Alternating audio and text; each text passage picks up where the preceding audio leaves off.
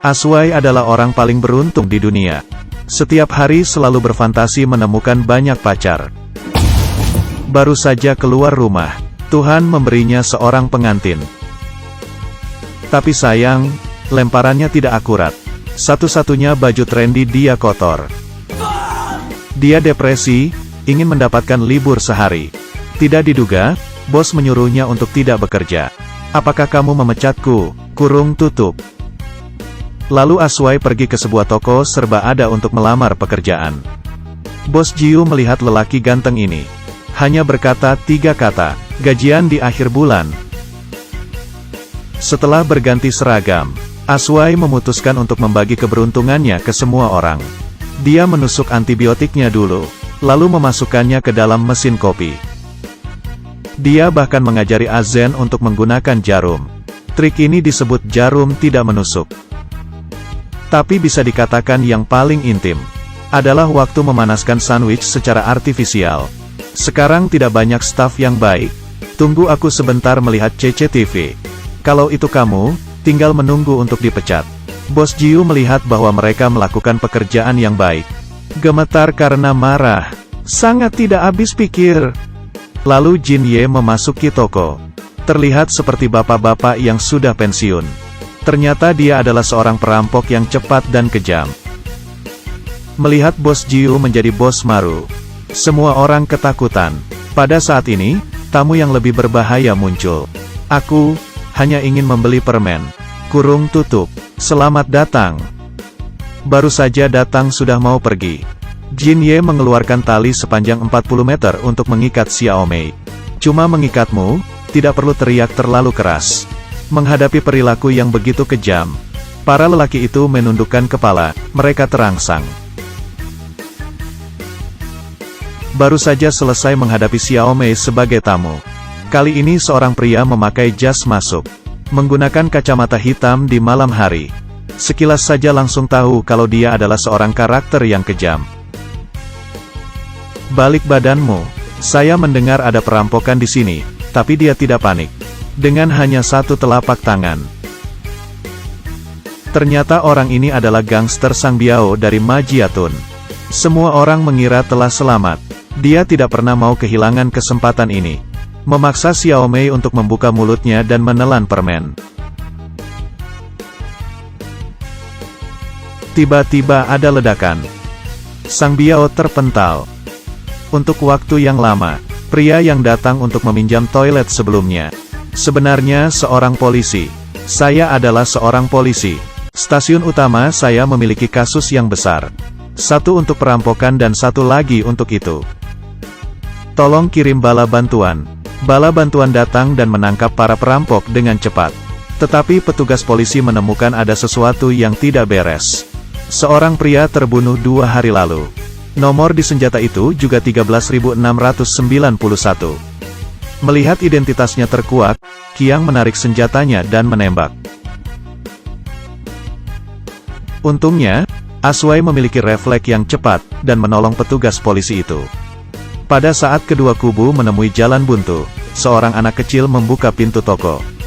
Membunuh adalah membunuh, tetapi tidak cukup menakut-nakuti bunga-bunga di tanah air.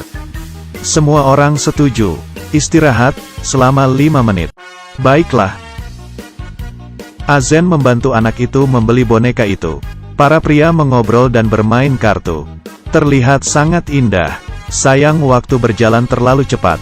Begitu anak itu pergi, semua orang kembali ke posisi semula. Jam di angka 12 kita mulai, oke. Sudah siap untuk menolak, tetapi dia tidak tahan melihat orang yang kuat. Maaf, saya mencuri waktu.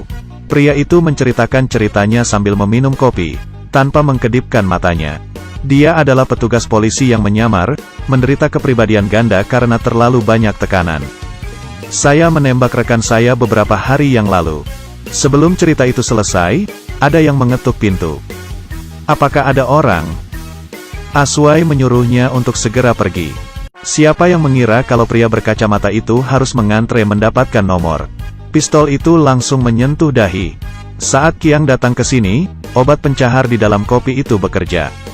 Aku mau ke kamar mandi. Aku serahkan ini padamu. Tidak ada yang tahu pria berkacamata itu ke sini untuk membalas dendam ke masyarakat. Dia mengunci toko dan meminum ZJ. Meninggalkan semua orang saling memandang bom waktu. Jin Ye mengambil pistol untuk membunuh Qiang. Sayaknya tidak ada peluru dalam pistol itu. Qiang mendengar suara itu. Satu peluru mengenai Sang Biao. Pria itu mengucapkan 3 kata sambil menangis. Aku ditembak saat berbaring. Tidak ada waktu untuk berkabung, prioritas kita adalah untuk menghentikan bom ini. Tetapi gunting satu-satunya di toko itu hanya ada di leher bos. Aswai ada di dalam bahaya dan disuruh untuk memotong kabel itu dalam 2 detik. Masukkan lagi ke tempatnya, jika tidak bos akan mati kehabisan darah. Di saat kritis, dengarkan saja. Waktu di bom terhenti. Saya merasa sedikit sakit. Apakah itu bengkok? Semua orang menari dengan gembira. Untuk memuji Aswai, Qiang memutuskan untuk menjadi yang pertama membunuhnya. Untungnya, Azen mendorong Aswai mengorbankan mukanya. Aswai selamat. Tetapi Qiang tidak seberuntung itu. Karena mukanya sekarang rusak, Azen sangat marah. Mendorongnya kerak sampai Qiang tertusuk. Ketika semua orang merasa masalahnya telah berakhir, seorang wanita berlumuran darah tiba-tiba meloncat dari freezer. Bos membunuhnya dengan 1 tembakan. Maaf, istriku membuat takut semua orang. Ternyata wanita itu diam-diam mempelajari kata kuda. Setelah bos tahu, 88 pisau. Sebelumnya tidak mati, sekarang benar-benar dingin. Kejahatannya telah terungkap, tidak ada yang dapat pergi hidup-hidup. Begitu suara itu terdengar, Awei memasuki pintu. Dia pergi menjemput pacarnya setelah selesai kerja, itu seperti mengirim kematiannya. Buka baju dan celanamu. Membuktikan bahwa cinta itu tidak dapat dipercaya. Bos langsung menari Duan Hot Dance.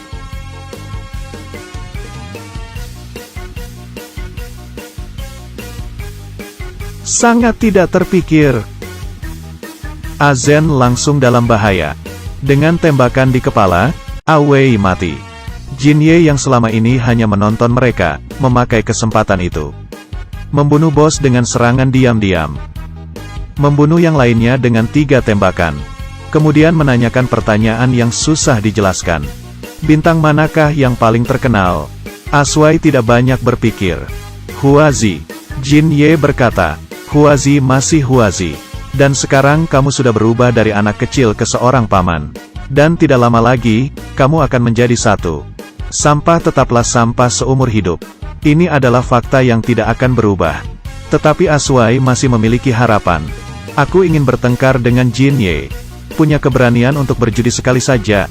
Kamu boleh membunuhku, tapi itu membuktikan, nasibmu tidak sekeras aku. Kamu bukan pemilik hidupku.